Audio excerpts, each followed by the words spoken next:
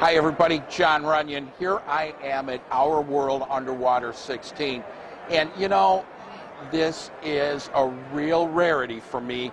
I am just cameoing up here, so don't get excited and think that you're going to see me on Our World Underwater at every event from now on, because that's just not going to happen.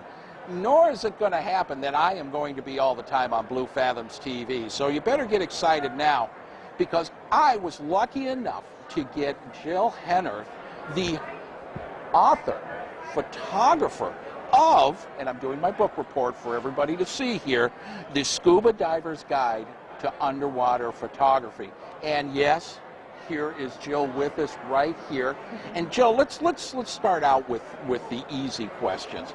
Now, you've been writing for 25 years. Tell me the process of writing. What are you doing? How do you do it? Because there's a lot of people out there that have this idea that they want to write something, but they don't even know where to start. So give us an idea of what the process is for you. Well, my full-time career is I'm an underwater explorer, and so my books really come from my personal experiences in the underwater world.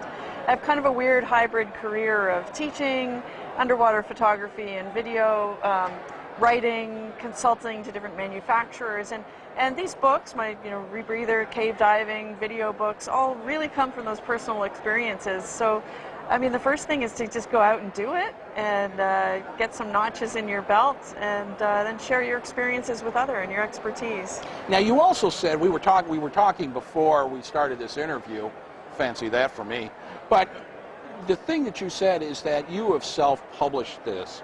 And I found that a little bit interesting, because obviously I'm a little bit of a frustrated writer myself.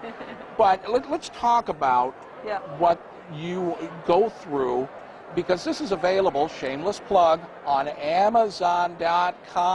So I want you to go there immediately, stay and watch the rest of this video. But I want you to go and check out the books that she has there on Amazon. So let's talk about how that worked out for you. Well, I mean, we're living in such interesting times because there are no gatekeepers anymore. So I've been working for organizations like National Geographic and Discovery Channel over the years, and it took a lot to pitch a project, get something approved, get some funding for it, and then you're working with a huge infrastructure of people above you. These days, we're all able to be self-publishers. We're all able to launch our own TV channels. We're all able to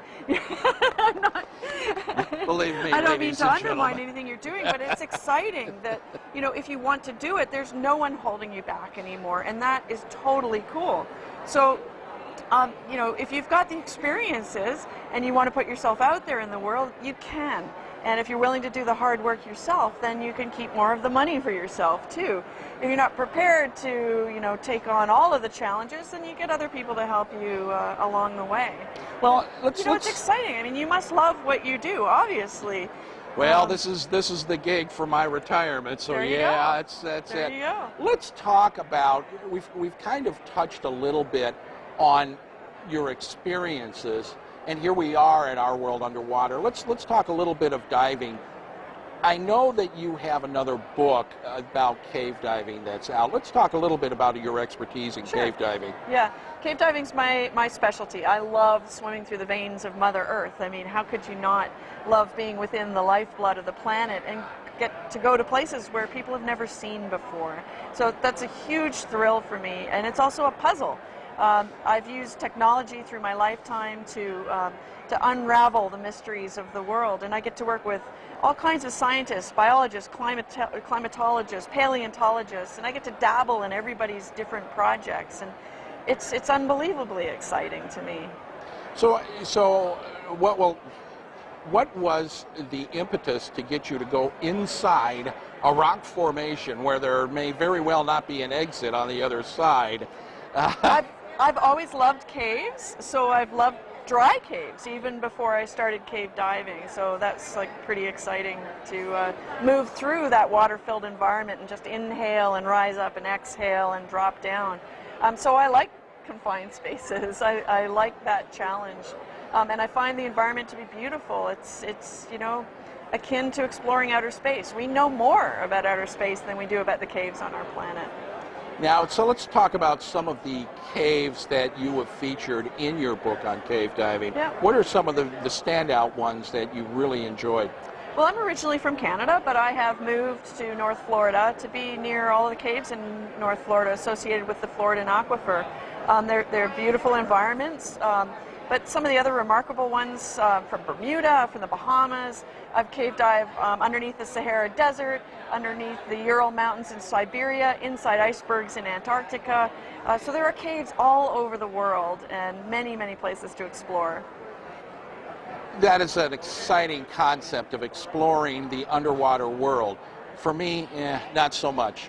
Caribbean, sunshine, a red stripe, there I'm good. But this is very interesting. Now, when you're cave diving, are you also doing video and photography, Yeah. or either or?